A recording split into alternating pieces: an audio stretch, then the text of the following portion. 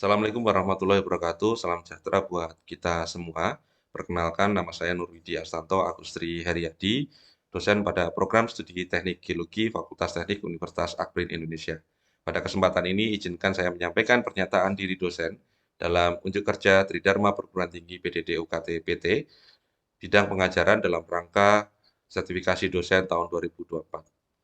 Latar belakang pendidikan saya S1 Teknik Geologi, S2 Magister Teknik Geologi, dan terakhir adalah program profesi insinyur.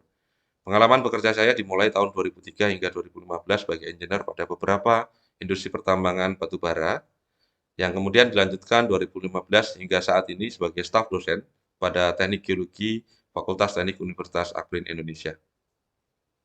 Mata kuliah yang saya ampu, yang pertama adalah geologi batu bara, selanjutnya geologi struktur, mekanika batuan, geologi teknik, dan eksplorasi batu bara. Pada kesempatan ini, saya akan memaparkan dua hal. Yang pertama adalah rencana pembelajaran semester, yang kedua adalah mikro teaching. Rencana pembelajaran semester atau RPS pada mata kuliah geologi batu bara yang merupakan mata kuliah wajib semester 4 dengan jumlah SKS 2 yang kami rencanakan 14 kali pertemuan, satu kali ujian tengah semester, satu kali ujian akhir semester. Di akhir nanti akan kami sampaikan video mikro teaching mata kuliah geologi batu bara pada pertemuan ke-6 dengan materi kenampakan bentuk-bentuk lapisan batu bara.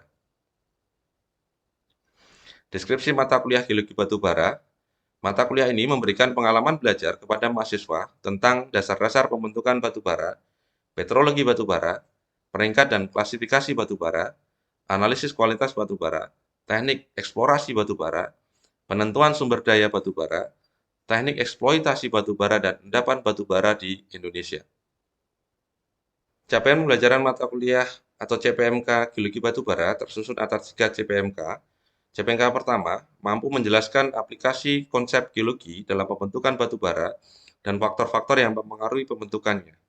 CPMK kedua mampu mengetahui keterdapatan batu bara pada cekungan batu bara dan menganalisis lapisan batu bara berdasarkan kinesa, sifat fisik, kimia, geometri, dan kualitas setelah pemanfaatannya.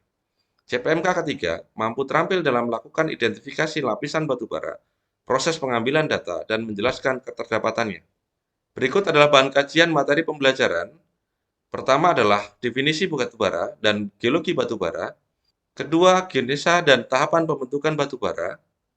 Faktor-faktor yang mempengaruhi pembentukan batu bara. Cekungan batu bara Indonesia dan lapisan pembawa batu bara.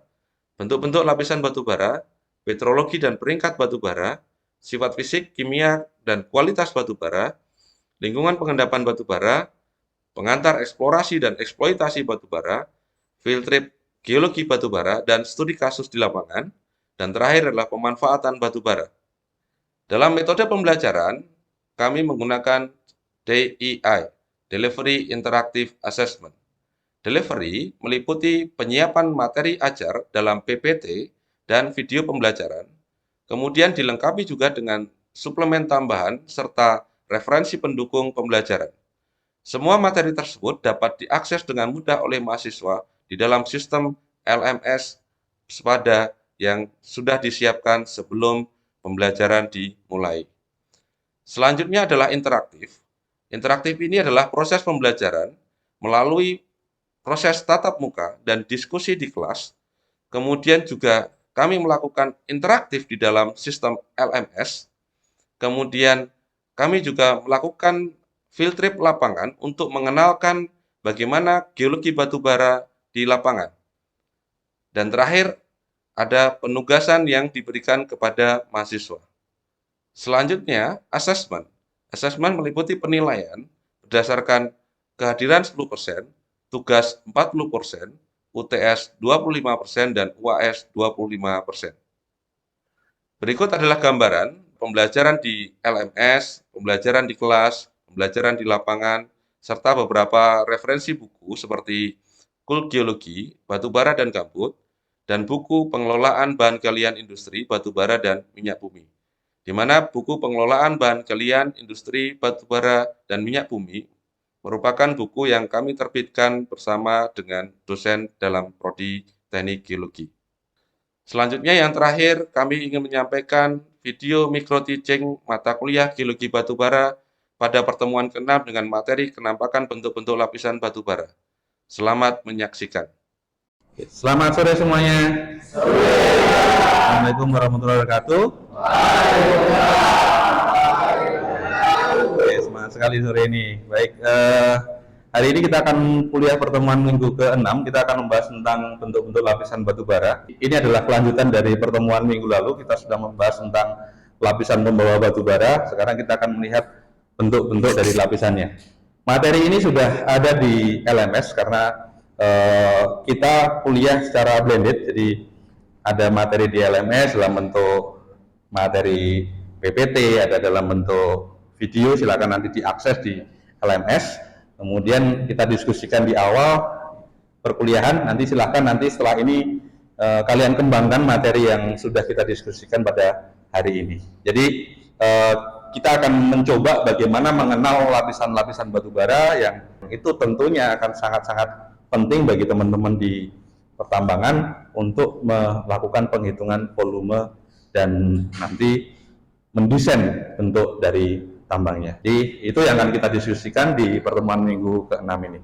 Baik, rekan-rekan semuanya, kalau kita melihat ya ada kata-kata lapisan batu bara. Kalau istilah lapisan batu bara itu apa namanya?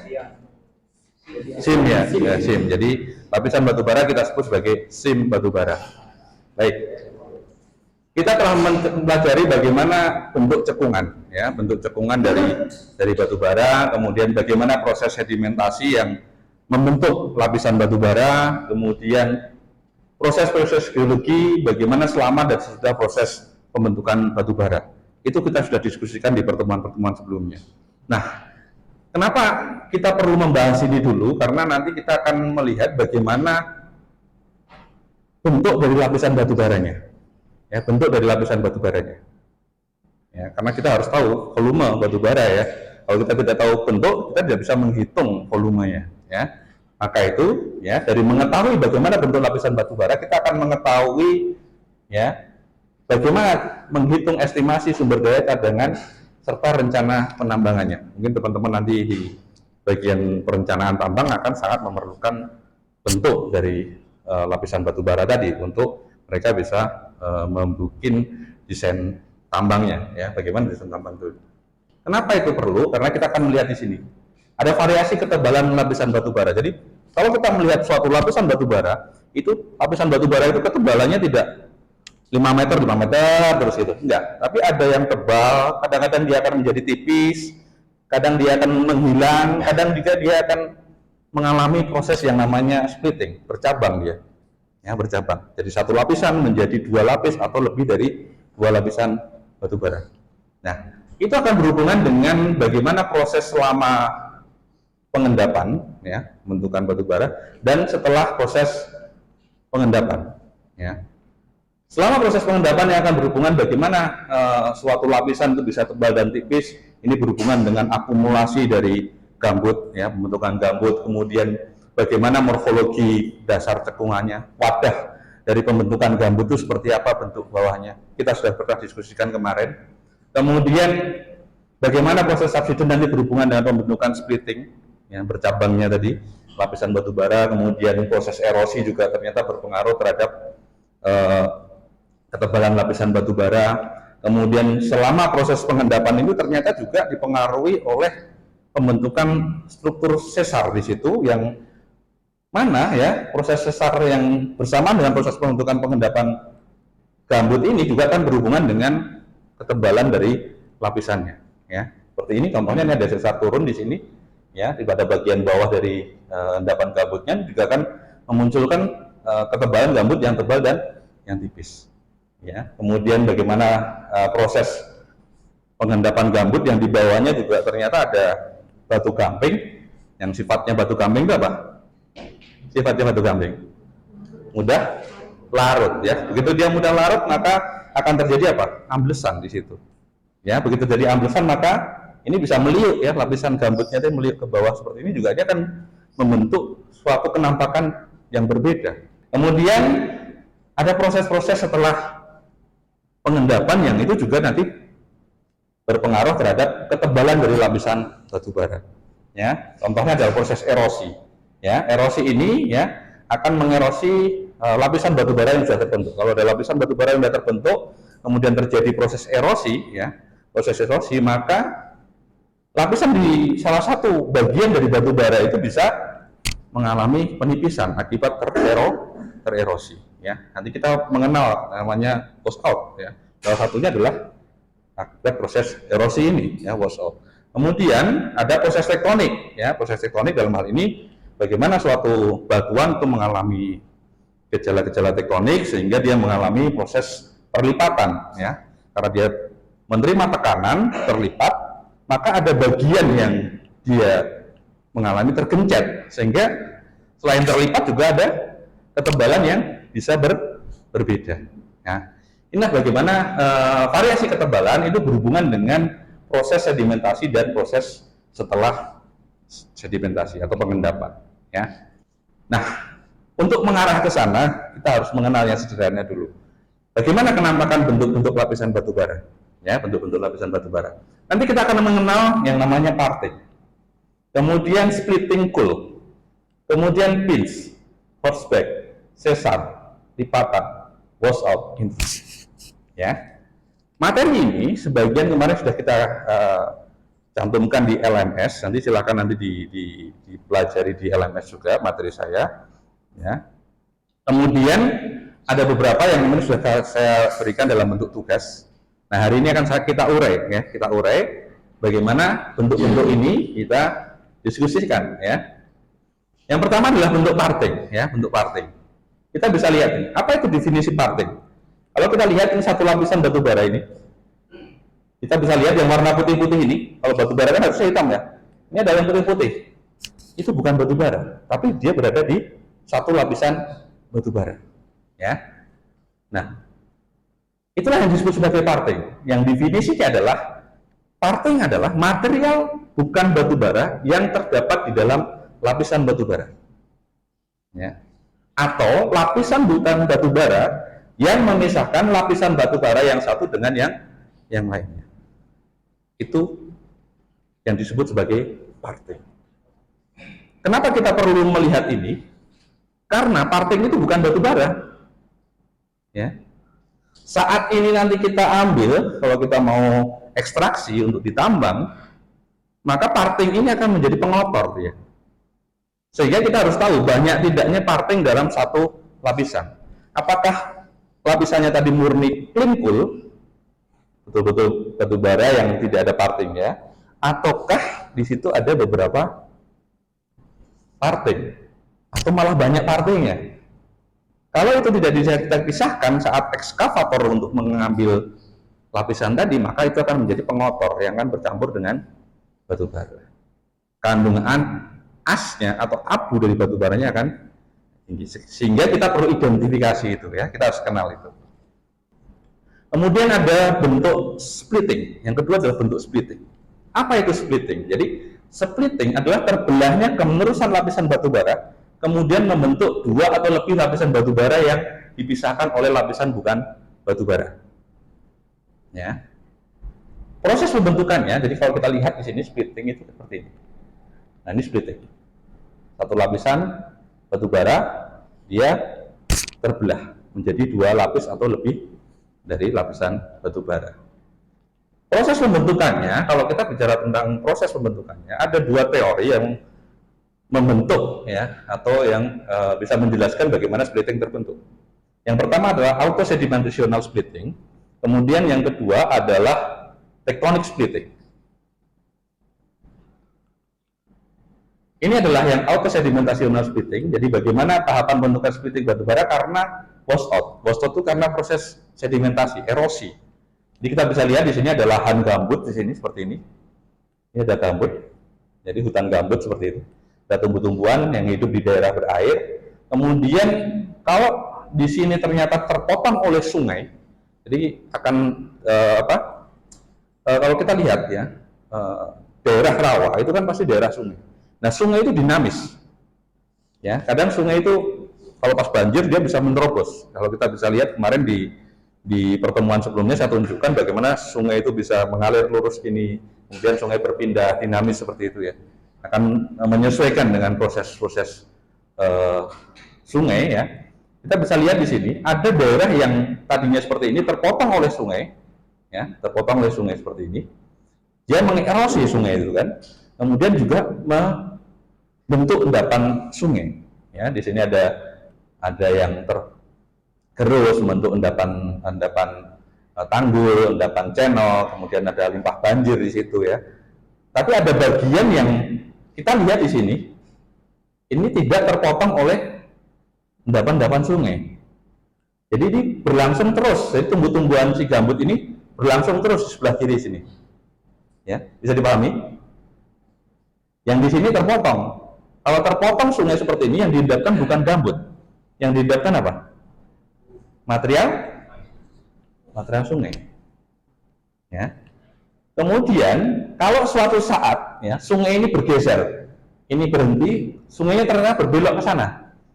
Lahan gambut di sini ini akan berkembang menutupi lapisan endapan-endapan channel yang sudah tersisa tadi. Ya kan? Gambutnya jadi besar seperti ini, kita bisa lihat di sini yang terendapkan adalah gambut lagi yang di sini. Di sebelah sini ada gambut, endapan channel sungai, gambut lagi. Di sini full gambut. Terbelah nggak ini? Terbelah kan? Nah, itu adalah salah satu bagaimana teori splitting yang diakibatkan oleh wash off atau ini adalah proses sedimentasional splitting. Yang kedua adalah tectonic splitting. Jadi tectonic splitting ini berhubungan dengan kondisi cekungan tempat si gambut tadi, ya, itu dipengaruhi oleh proses penurunan yang diakibatkan oleh gejala-gejala ada pensesaran di situ. Kita bisa lihat kalau dilihat dari bawah ini, ya, ini ada suatu lahan gambut, ya, lahan gambut, ya. Kemudian di bawahnya adalah material yang masih plastis, yang mudstone di situ, mudstone di sini bawah. Nah, mudstone ini ada gejala dia ada sesar di sini. Ya. Kalau sesar, blok yang turun adalah yang di mana hanging wall-nya kan? Nah, di sini bloknya turun di sini. Sehingga gambut yang di atas dia akan melentur ke bawah. Melengkung ke bawah, ya kan? Melengkung ke bawah. Nah, saat melengkung ke bawah yang terjadi apa? Kalau ini tiba-tiba, kalau kemarin kita diskusi, kalau ada suatu gambut yang penurunannya terlalu cepat apa? Banjir kan? Ya, kalau banjir kira-kira yang tersedimentasikan apa? Non batu bara kan, non gambut kan?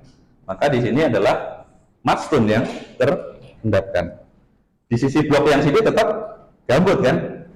Di sini akan terendapkan mudstone. Sampai dia tenang, posisi saat dia tenang, maka di sini akan gambut terendapkan lagi.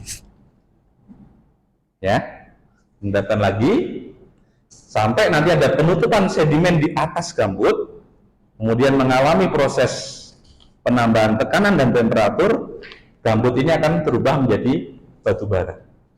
Ya, batu baranya jadi splitting. Gitu ya, bisa dipahami? Nah, ini disebut sebagai tectonic splitting atau splitting karena patahan. Ya, contohnya seperti itu. Nah, bentuk splitting itu macam-macam. Ada simple splitting, kemudian ada progressive splitting, kemudian ada zigzag splitting atau S splitting. Ya. Yang simple itu yang sederhana, ya. Untuk lantikular. Kita lihat saja gambarnya. Jadi ini kita munculkan. Ya, ini yang splitting seperti ini. Ya, splitting. Ya, ini juga splitting. Kalau kita lihat di sini ada splitting, ini splitting, tapi splittingnya kita lihat di sini ada bentuk yang melengkung ke bawah. Jadi ini kemungkinan dasar dari wadahnya si gambut itu melengkung ke bawah di situ. Ya, karena kalau kita lihat di sini melengkung ke bawah ini, ya, ini splittingnya di sini. Nah, ini bentuk-bentuknya. Ini yang kita sebut sebagai simple splitting di sini. Di situ. Di splittingnya ya pecah jadi dua gitu aja, simple splitting, ya. Splitting seperti ini. Kemudian yang ini multiple splitting. Multiple splitting itu splitting satu layer terpecah menjadi dua, kemudian terpecah menjadi tiga. Ya, itu yang multiple splitting. Kemudian yang ini yang zigzag tadi, atau yang ada yang menyebut sebagai Z splitting, ada S splitting ya. Jadi splitting yang dia menghubungkan antara satu lapisan dengan lapisan yang di sini ada membentuk penampakan seperti Z ya. Kemudian ada bentuk pinch ya, bentuk pinch. Jadi bentuk ini dicirikan oleh lapisan yang menipis pada bagian tengah, itu pinch ya. Kadang-kadang malah hilang ya.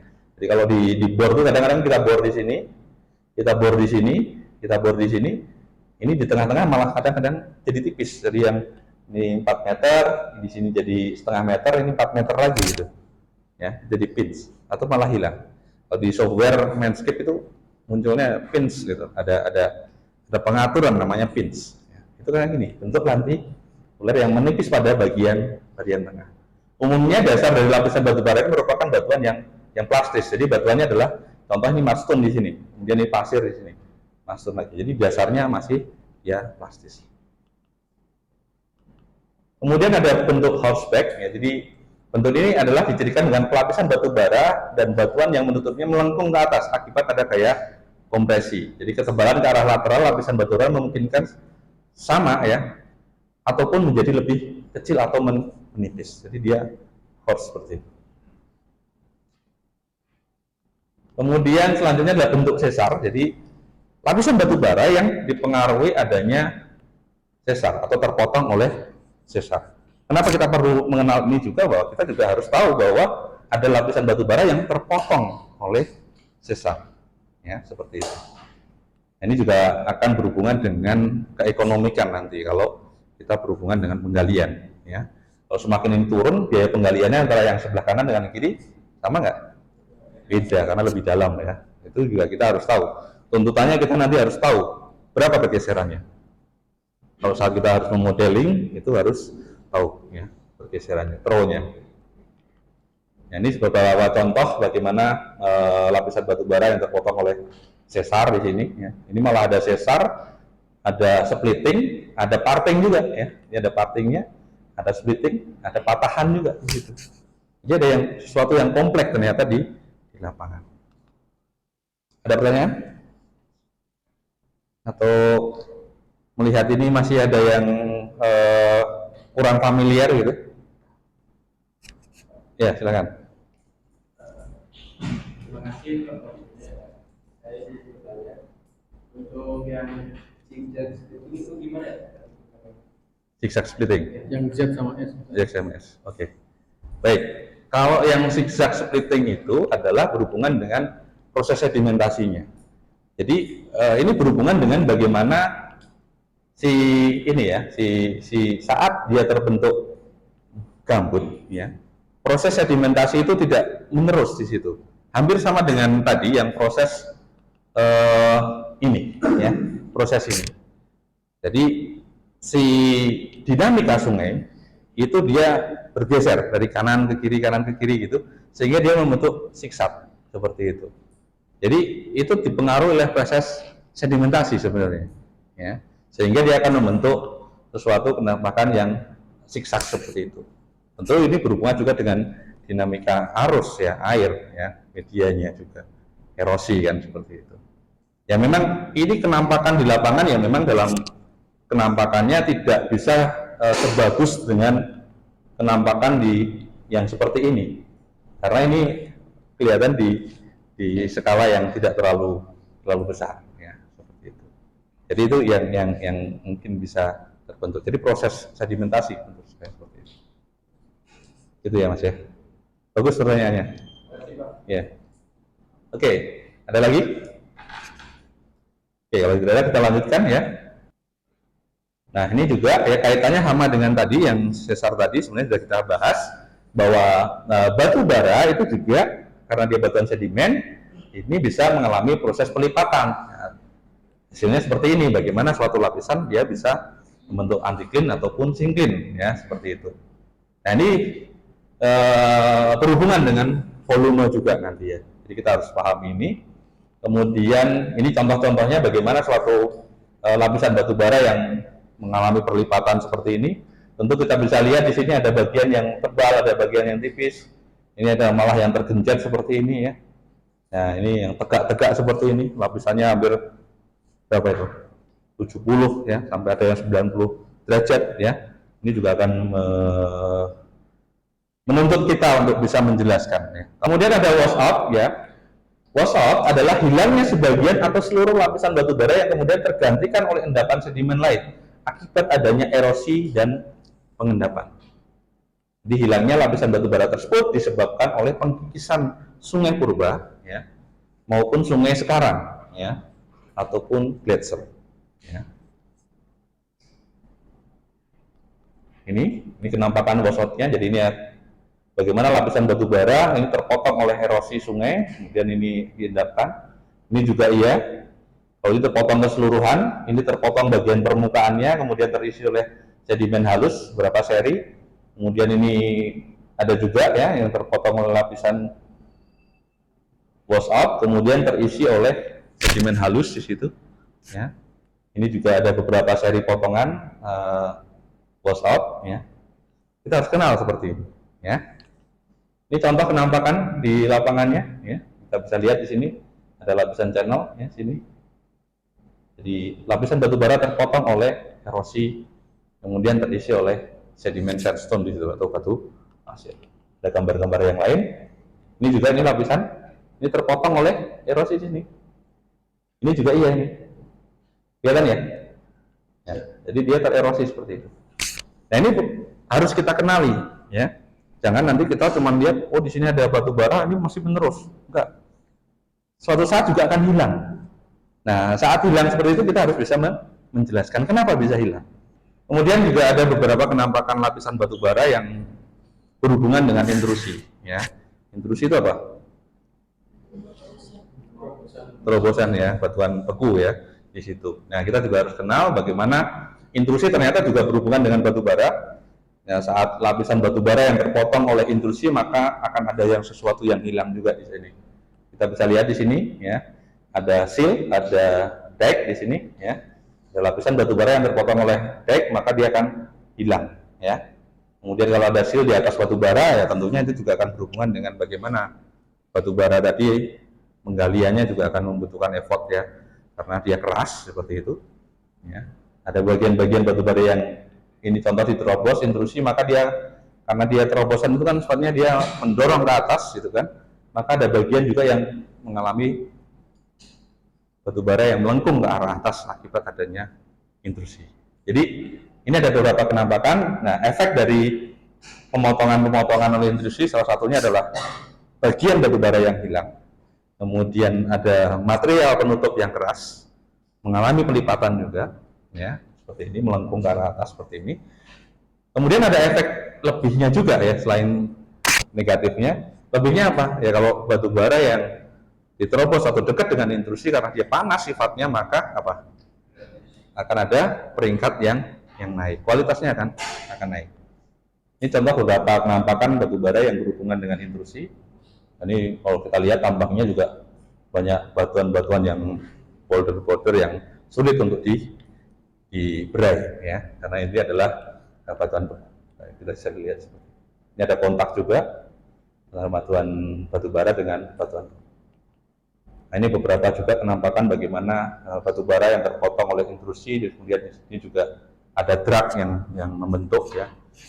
Jadi batu baranya hilang ya seperti itu. Di daerah Sumatera banyak, di Bukit Asam juga ada satu pit itu yang kemarin ada kakak kelas kalian yang skripsi di sana itu juga batu baranya terpotong oleh intrusi ya seperti itu. Oke, mungkin itu teman-teman ada pertanyaan? Materi ini sudah ada di LMS ya, nanti silakan dipelajari ya. Materi berikutnya juga ada di LMS, nanti silakan nanti dipelajari dulu sebelum nanti kita pertemuan di pertemuan selanjutnya. Jangan lupa untuk presensi juga, presensi di absen mandiri dan nanti segera presensi setelah ini. Mungkin itu dari saya, kalau tidak ada pertanyaan, sebagai kesimpulan bahwa ini ada bentuk-bentuk ini sangat penting bagi kita nanti untuk ke arah bagaimana menjelaskan kondisi bawah permukaan. Demikian dari saya akhiri. Selamat sore. Assalamualaikum warahmatullahi wabarakatuh.